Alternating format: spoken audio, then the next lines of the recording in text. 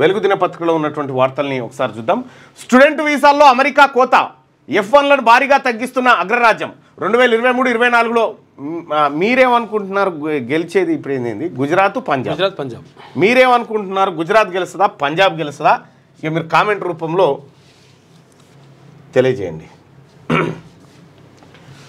Student వీసాల్లో America కోత, F1లను భారీగా తగ్గిస్తున్న అగ్రరాజ్యం. 2023-24లో 41% అప్లికేషన్లు రిజెక్ట్. 10 ఏళ్ల కిందటితో పోలిస్తే ఇది రెట్టింపు. ఇండియన్ స్టూడెంట్లకు తప్పని తిరస్కరణ. 2024 తొలి 9 నెలల్లో F1 వీసాల్లో 38% తగ్గుదల. కరోనా తర్వాత ఈ స్థాయిలో తగ్గడం ఇదే తొలిసారి. స్టూడెంట్ వీసాల్లో అమెరికా భారీ కోత విధిస్తూ ఉందట. F1లో 41% అప్లికేషన్లను రిజెక్ట్ చేస్తూ ఉందట అమెరికా. ఏప్రిల్ ఫస్ట్ వీక్లో భూభారతి రూల్స్ అంట. ఏప్రిల్ మొదటి వారంలో భూభారతి చట్టం రూల్స్ విడుదల చేస్తామని మంత్రి పొంగులేటి శ్రీనివాసరెడ్డి తెలిపారు. రానున్న రోజుల్లో మార్కెట్ వాల్యూను సవరించనున్నట్లు కూడా పేర్కొన్నారు. మార్కెట్ వాల్యూ పెంచబోతారు అన్నది స్పష్టంగా అర్థం. ఇప్పటికే రియల్ ఎస్టేట్ కొద్దిగా మందకొడిగా ఉంది. మార్కెట్ వాల్యూలు పెంచడం వల్ల మరి అది ఇంకా దిగజారుతుందో ఏం జరుగుతుందో చూడాలి. ఇక ఉగాది కల్లా క్యాబినెట్ విస్తరణ. Congress high command green signal. కొత్తగా 4 లేదా 5 చోటు. ఖర్గే రాహుల్ నేతృత్వంలో ఢిల్లీలో ముగిసిన చర్చలు. హాజరైన సీఎం రేవంత్, బట్టి, ఉత్తమ్, మహేష్ గౌడ్, మీనాక్షి నటరాజన్. మంత్రివర్గ విస్తరణతో పాటు పీసీసీ కార్యవర్గం, నామినేటెడ్ పోస్టులపై డిస్కషన్. మంత్రి పదవులు దక్కని వాళ్లకు డిప్యూటీ స్పీకర్, చీఫ్ విప్గా అవకాశం. హైకమాండ్ చర్చలు పూర్తయ్యాయన్న పీసీసీ చీఫ్. 4 శాఖల్లో మార్పు, ఒకరికి ఉద్వాసన. క్యాబినెట్ విస్తరణలో సామాజిక సమతుల్యం తప్పక పాటించాలని కాంగ్రెస్ హైకమాండ్ నిర్ణయించింది. బీసీ, ఎస్సీ, మైనార్టీ, రెడ్డి సామాజిక వర్గాలకు ఒక్కో పదవి ఇచ్చే ఛాన్స్ ఉంది. ఇక రెడ్డిలకి మళ్ళీ ఇచ్చేందుకు అయిపోయింది కావాలా? కోట అయిపోయింది. ఇప్పటికే 33.33% తీసుకున్నారు. కోట దాటిపోయింది. ఇంకా సామాజిక వర్గాలకు ఒక్కో పదవి ఇచ్చే ఛాన్స్ ఉంది. అయితే కొత్తగా 4 లేదా 5 క్యాబినెట్లకు తీసుకోవడంతో పాటు 3-4 మంత్రుల శాఖల్లో మార్పులు జరిగే ఆస్కారం ఉందని పార్టీ వర్గాలు భావిస్తున్నాయి. ఓ మంత్రిని క్యాబినెట్ నుంచి తప్పించే అవకాశం కూడా ఉందన్న చర్చ జరుగుతూ ఉంది. కొండా సురేఖను తప్పిస్తూ ఉన్నారు. జూపల్లి కూడా అదే రేసులో ఉన్నారు. రాష్ట్ర కేబినెట్ విస్తరణపై కసరత్తు ముగిసింది. రేపు మాపంటూ ఏడాదికి పైగా సాగుతున్న ఈ అంశంపై కాంగ్రెస్ హైకమాండ్ ఫైనల్ నిర్ణయానికి వచ్చింది. ప్రస్తుతం 6 మంత్రి పదవులు ఖాళీగా ఉండగా ఇందులో 4 లేదా 5 పోస్టులను ఉగాది కల్లా భర్తీ చేయనున్నట్టు తెలిసింది. మంత్రి పదవులు దక్కని వారికి డిప్యూటీ స్పీకర్, చీఫ్ విప్ పదవులు ఇవ్వాలని భావిస్తున్నట్టు సమాచారం. పీసీసీ కార్యవర్గ ఏర్పాటుకు, మిగిలిన నామినేటెడ్ పోస్టుల భర్తీకి కూడా హైకమాండ్ గ్రీన్ సిగ్నల్ ఇచ్చింది. సోమవారం ఏఐసీసీ చీఫ్ మల్లికార్జున ఖర్గే నేతృత్వంలో ఢిల్లీలోని ఇందిరాభవన్లో కీలక భేటీ జరిగింది. ఇందులో కాంగ్రెస్ అగ్రనేత Rahul Gandhi, party general secretary KC Venugopal, రాష్ట్ర incharge Meenakshi Natarajan, CM Revanth Reddy, deputy CM Bhatti Vikramarka, మంత్రి ఉత్తమ్ కుమార్ రెడ్డి, పీసీసీ చీఫ్ మహేష్ కుమార్ గౌడ్ పాల్గొన్నారు. మంత్రి పదవుల్లోకి ఎవరిని తీసుకోవాలి, ప్రస్తుతం ఏ సామాజిక వర్గాలకు, ఏ జిల్లాలకు ప్రాతినిధ్యం దక్కలేదనే విషయాలపై ఈ భేటీలో ప్రధానంగా చర్చించారు.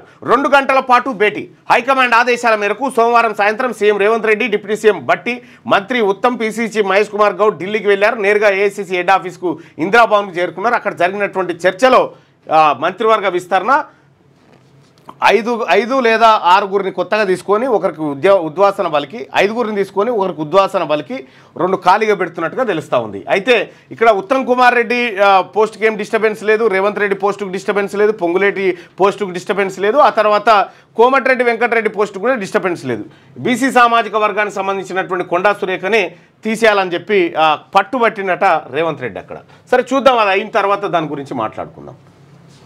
ఈ మండలానికి 3 పబ్లిక్ హై స్కూల్స్, నర్సరీ నుంచి ఇంటర్ వరకు క్లాసులు. ప్రతి మండలంలో 4 ఫౌండేషన్ స్కూళ్లు, నర్సరీ నుంచి 2nd క్లాస్ వరకు తరగతులు. ఆయా బడ్లకు గ్రామాల నుంచి బస్ సౌకర్యం. స్కూల్ పిల్లలకు బ్రేక్ఫాస్ట్, లంచ్, ఈవినింగ్ స్నాక్స్. ఒకే ప్రాంగణంలోని విద్యా సంస్థలన్నీ విలీనం. సర్కార్కు తెలంగాణ విద్యా కమిషన్ సిఫార్సులు. రాష్ట్రంలోని ప్రతి మండలంలో 3 తెలంగాణ పబ్లిక్ స్కూళ్లు, మరో 4 తెలంగాణ ఫౌండేషన్ స్కూళ్లను ఏర్పాటు చేయాలని విద్యా కమిషన్ సిఫార్సు చేసింది. ప్రైవేట్, కార్పొరేట్ స్కూళ్లకు ధీటుగా ప్రతి మండలంలో 2 రకాల స్కూళ్లను ఏర్పాటు చేయాలని ప్రభుత్వానికి సూచించింది. ఇటీవల సీఎం రేవంత్ రెడ్డిని విద్యా కమిషన్ చైర్మన్, మాజీ ఐఏఎస్ ఆకునూరి మురళి నేతృత్వంలోని కమిషన్ టీం కలిసింది. ఈ సందర్భంగా సర్కార్ స్కూళ్ల బలోపేతానికి కమిషన్ ప్రతిపాదించిన సిఫార్సులను అందించింది. దీనిపై సీఎం రేవంత్ రెడ్డి సానుకూలంగా స్పందించినట్టు కమిషన్ ప్రతినిధులు చెప్పారు. ప్రతి మండలంలో ప్రస్తుతం ఉన్న బడులతో పాటు తెలంగాణ పబ్లిక్ హై స్కూళ్లు, తెలంగాణ ఫౌండేషన్ స్కూల్ ఉండాలని సర్కార్కు ఇచ్చిన నివేదికలో కమిషన్లో పేర్కొన్నది. దీనికి కావాల్సిన నిధులు, వాటిలో ఏ ఫెసిలిటీస్ కల్పించాలనే దానిపై సమగ్రంగా దాంట్లో వివరించారు అని చెప్పి చూస్తూ ఉంది. అయితే ఆకునూరి మురళి సార్, మీ కమిషన్ ఏర్పాటు చేసింది మిమ్మల్ని కొద్దిగా కూల్ చేస్తేందుకు తప్ప ఇవి ఇంప్లిమెంట్ చేస్తేందుకు కాదనేది నాకు. ఇప్పుడు బడ్జెట్లో పెట్టింది ఎంత, ఇవి ఇంప్లిమెంట్ చేయడానికి 20,000 కోట్లు కావాలి. 20,000 కోట్లు మనం బడ్జెట్లో పెట్టిందే లేదు, జీతాలకే సరిపోవు మనం పెట్టింది, ఆడికాడికే ఉంది లెక్క. ఇప్పుడు శ్రీ చైతన్య, నారాయణ, ఈ విద్యా సంస్థలు, వీళ్ళు పెట్టుకున్న విద్యా సంస్థలన్నీ ఎటుపోవాలి మరి? ఇవి పెడితే ఫీజుల నియంత్రణ కూడా ఇప్పటికి అంటే వాళ్ళ కండ్లు వాళ్ళు ఏలు పట్టుకోమంటున్నాం ఫీజుల నియంత్రణ పైన ఇప్పటికి కూడా మాటలేదు. రైట్ టు ఎడ్యుకేషన్ ఇంప్లిమెంట్ చేస్తలేదు government. Right to education act భారత పార్లమెంటు చట్టం 2009 ఇంప్లిమెంట్ చేస్తలేదు ఇప్పటిదాకా.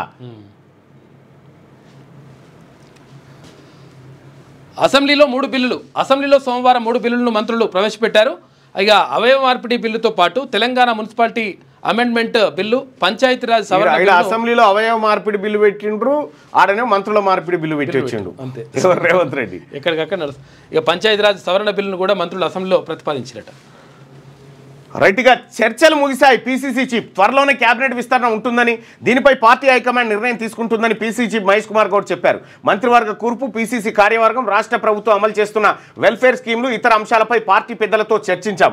రాష్ట్రంలోని తాజా రాజకీయ పరిస్థితులు, ఇటీవల అసెంబ్లీలో ఆమోదం పొందిన బీసీ రిజర్వేషన్లు, ఎస్సీ వర్గీకరణ విషయాలను పార్టీ పెద్దల దృష్టికి తీసుకెళ్తాం అని చెప్పి ఆయన వివరించిందట. ఈ చర్చలు ముగిసిపోయినాయి, కేబినెట్ విస్తరణ ఉంది జరుగుతుంది. ఇక వెనుజులా నుంచి ఆయిల్ కొనే దేశాలపై 25% టారిఫ్. వెనుజులా నుంచి ఆయిల్ తర్వాత గ్యాస్ కొంటున్న దేశాలపై వచ్చే నెల 2 నుంచి 25% సెకండరీ టారిఫ్ వేస్తామని ట్రంప్ ప్రకటించారు. వెనుజులా కావాలనే క్రిమినల్స్ గ్యాంగ్లను ప్రోత్సహిస్తుందని చెప్పేసి ఆయన అన్నాడు. రైట్గా హైదరాబాద్లో లోకల్ బాడీ ఎమ్మెల్సీకి షెడ్యూల్ వచ్చింది. మార్చి 28న ఎన్నికల నోటిఫికేషన్, 28 నుంచి నామినేషన్ల స్వీకరణ, ఏప్రిల్ 23న పోలింగ్, 25న ఓట్ల లెక్కింపు జరగబోతా ఉంది. ఇది కాస్త ఇంట్రెస్టింగ్ వార్త మనం, ఎందుకంటే ఇక్కడ మరో అగ్ని పరీక్షను ఎదుర్కోబోతా ఉంది కాంగ్రెస్ పార్టీ. రైట్. హైదరాబాద్ స్థానిక సంస్థల కోటా ఎమ్మెల్సీ ఎన్నికకు షెడ్యూల్ విడుదలైంది. ఈ నెల 28న నోటిఫికేషన్ విడుదల కానుంది. ఏప్రిల్ 23న ఉదయం 8 గంటల నుంచి సాయంత్రం 4 గంటల వరకు పోలింగ్ జరగనుంది. అదే నెల 25న ఓట్ల లెక్కింపు ఉంటుంది. హైదరాబాద్ స్థానిక సంస్థల కోటా ఎమ్మెల్సీగా ఉన్న ఎం ప్రభాకర్ పదవి కాలం మే 1తో ముగియబోతా ఉంది. ఇందులో దాదాపుగా జిహెచ్ఎంసీలో ఉన్నటువంటి ఈ కార్పొరేటర్లు వీళ్ళున్నారు. ఇందులో బలం ఎంత కాంగ్రెస్ పార్టీది అని అంటే, ఇటీవల చేరిన 10-15 మంది ఉంటుండొచ్చు. మేయర్ మాత్రం కాంగ్రెస్ పార్టీ వైపు ఉంది. కానీ బీజేపీ, ఆ తర్వాత ఎంఐఎం, వీళ్ళకి చాలా ఎక్కువగా ఉన్నాయి. వాళ్ళు అట్లనే ఉన్నారు దాదాపుగా. మరి ఈ ఎమ్మెల్సీ పదవి కూడా కాంగ్రెస్ చేజారే క్లారిటీ అయితే కనిపిస్తూ ఉంది. బలం లేదు. హైదరాబాద్ నడిబొడ్డున మొన్న ఆ ఎమ్మెల్సీ ఓడిపోయి అట్లా పరుగు, ఇది పోతే ఇంకా పరుగు పోతుంది. ఇక విజిలెన్స్ ఎన్డీఎస్ఏ రిపోర్ట్స్ ఇవ్వండి. ప్రభుత్వానికి కాళేశ్వరం జ్యుడిషియల్ కమిషన్ లేఖ, నివేదికపై కమిషన్ కసరత్తు, అధికారుల స్టేట్మెంట్లు, డాక్యుమెంట్ల పరిశీలన, విధానపర నిర్ణయాలు తీసుకున్న పెద్దలను పిలిచే విషయంపై ఇంకా రాని క్లారిటీ. కాళేశ్వరం మీద ఇంకా ఎంక్వైరీ జరుగుతూనే ఉంది. 6 ఏళ్ల తర్వాత కార్పొరేషన్లు యాక్టివ్ అయినాయి. ఇక రాజీవ్ యువ వికాసం స్కీమ్తో బీసీ, ఎస్సీ, ఎస్టీ, మైనార్టీ కార్పొరేషన్లలో సందడి. ఇక మిగతా కార్పొరేషన్లలోనూ మహిళలు, యువతకు పథకాలు.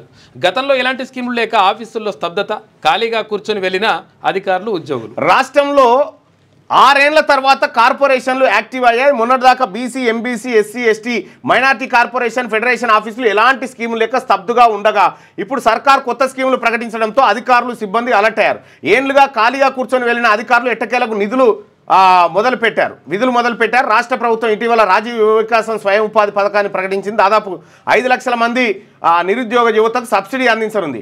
2 లక్షల యూనిట్కు 70% సబ్సిడీ కింద 1,40,000 రూపాయలకు 4 లక్షల యూనిట్కు సబ్సిడీ కింద 1,40,000, 4 లక్షలకు 60,000 సబ్సిడీ, 2,40,000 ఇవ్వనుండట. ప్రతి కార్పొరేషన్ ఆయా వర్గాలకు ఈ స్కీమ్ను అందించాలని ప్రభుత్వం ఆదేశాలు జారీ చేయడంతో అధికారులంతా కొన్నేళ్ల తర్వాత విధుల్లో నిమగ్నమయ్యారని తెలుస్తూ ఉంది. ఈ అయ్యిర్రో లేకపోతే ఇది ఏం నా అంచనా ప్రకారం ఏం జరుగుతుంది అంటే, ఇది ఊర్లో ఒక్కరికో ఇద్దరికో వస్తుంది, రాని వాళ్ళంతా ఒకటి అవుతారు. అంతే, ఇదే జరుగుతుంది. చూడు, ఇప్పుడు దళిత బంధువులు అట్లే జరిగింది. అదే జరిగింది. ఎంఎంటీఎస్ రైల్లో అత్యాచార యత్నం, బయటకు దూకిన యువతి తీవ్ర గాయాలు, పగిలిన తల, విరిగిన మణికట్టు, నిందితుడి కోసం గాలింపు. నడుస్తున్న ఎంఎంటీఎస్ రైల్లోని మహిళల బోగిలో ఓ యువతిపై అగాంతకుడు అత్యాచార యత్నానికి ప్రయత్నించాడు. దీంతో ఆమె భయంతో రైల్లోంచి బయటకు దూకేసింది. కంకర్రాలపై పడడంతో తీవ్ర గాయాలయ్యింది. స్పృహ తప్పి పడిపోయిన బాధితురాల్ని అటువైపు వెళ్తున్న బాటసార్లు గమనించి పోలీసులకు సమాచారం అందించారు. ప్రస్తుతం ఆమె ఆసుపత్రిలో చికిత్స పొందుతున్నది. అసలు ఏం జరిగింది? ఏపీలోని అనంతపురం జిల్లాకు చెందిన మహిళ మేడ్చల్లోని ఉమెన్స్ హాస్టల్లో ఉంటూ స్విగ్గీలో పనిచేస్తున్నది. ఈ నెల 22న మధ్యాహ్నం మేడ్చల్ నుంచి సికింద్రాబాద్ రైల్వే స్టేషన్ సమీపంలోని ఓ సెల్ ఫోన్ రిపేరింగ్ షాపుకు తన మొబైల్ డిస్ప్లే మార్చుకునేందుకు వచ్చింది. మొబైల్ రిపేర్ చేయించుకొని సుమారు రాత్రి 7:30కు ప్లాట్ఫామ్ నంబర్ 10లో తెల్లాపూర్ మేడ్చల్ ఎంఎంటీఎస్ రైలు ఎక్కింది. అది మహిళల బోగిలో ఎక్కితే మహిళల బోగిలోకి ఒకడు దుండగుడు జొరబడి అత్యాచార యత్నం చేసిండట. ఇగో ఇది జరిగింది. పాపం దారుణం. ఇప్పటి వరకు వాడు ఎవడో దొరకలే ఇంకా ఈ వార్త ప్రకారం. పోలీసుల పనితీరుపై ఫీడ్బ్యాక్, సిటిజన్ క్యూఆర్ కోడ్ ద్వారా సమాచార సేకరణ. ప్రతి పోలీస్ స్టేషన్లో 5 క్యూఆర్ కోడ్ స్టిక్కర్లు, ఇంగ్లీషు తెలుగులో ప్రశ్నలు, సలహాలు, సూచనలు, ఫిర్యాదులు. 3 నెలల్లో 8500 మంది సిటిజన్ల నుంచి ఫీడ్బ్యాక్ అట. 80% పాజిటివ్ రెస్పాన్స్, 20% నెగిటివ్. ఫీడ్బ్యాక్ ఆధారంగా చర్యలు తీసుకుంటున్న ఉన్నతాధికారులు. పోలీసులపై అవినీతి ఆరోపణలు, పోలీస్ స్టేషన్లో బాధితులకు అందుతున్న సేవలకు సంబంధించి అమల్లోకి వచ్చిన క్యూఆర్ కోడ్ సిటిజన్ ఫీడ్బ్యాక్ సత్ఫలితాలను ఇస్తున్నది. పోలీసుల పనితీరు, బాధితులతో ప్రవర్తన, ఫిర్యాదులు సహా మెరుగైన సేవలకు డిపార్ట్మెంట్ తీసుకోవాల్సిన చర్యలపై సిటిజన్ల నుంచి సలహాలు, సూచనలు హెడ్ క్వార్టర్స్కు అందుతున్నాయి. క్యూఆర్ కోడ్ అమల్లోకి వచ్చిన 3 నెలల వ్యవధిలోనే 8500 మంది నుంచి ఫీడ్బ్యాక్ వచ్చింది. ఇందులో దాదాపు 80% మంది పోలీస్ సర్వీస్ బాగానే ఉందని ఫీడ్బ్యాక్ వచ్చిందట. పోలీసులు ఎట్లా పనిచేస్తున్నారు, లంచం అడుగుతున్నారా ఏం కథ అనేది ప్రతి పోలీస్ స్టేషన్లో 5 స్టిక్కర్లు అంటుపెట్టిరట. ఆ క్యూఆర్ కోడ్ మీద స్కాన్ చేసి దాంట్లో ఫీడ్బ్యాక్ ఇవ్వచ్చట మీరు. ఇక భూములను సర్వే చేయించుకునే బాధ్యత రైతులకే. కర్ణాటక మోడల్ను అమలు చేసే యోచనలో రాష్ట్ర ప్రభుత్వం ఉందంట. రిజిస్ట్రేషన్ టైంలో సర్వే మ్యాప్ తప్పనిసరి చేసే ఛాన్సు. మండలానికి 2 ప్రభుత్వ సర్వేయర్లు ఉండేలా ప్రతిపాదనలు. 6000 మంది ప్రైవేట్ సర్వేయర్లకు ట్రైనింగ్ ఇచ్చి సర్టిఫై చేయాలని కూడా ఆలోచన చేస్తున్నారు. రైట్, అది మంచి పరిణామం. ఇక అమెరికాలో భారీగా తగ్గిపోయిన స్టూడెంట్ వీసాలట. No entry America. ఇది లేటెస్ట్ న్యూస్ తెలుగు మరియు ఇంగ్లీష్ అప్డేట్స్ కోసం ఇప్పుడే క్యూన్యూస్ అఫీషియల్ యాప్ ని ప్లే స్టోర్ నుండి డౌన్లోడ్ చేసుకోండి. సరికొత్త సమాచారాల కోసం క్యూన్యూస్ వెబ్సైట్ ని ఫాలో అవ్వండి. ఛానల్లో ప్రాంతీయ, జాతీయ, అంతర్జాతీయ వార్తలు వీక్షించండి. లైక్ చేయండి.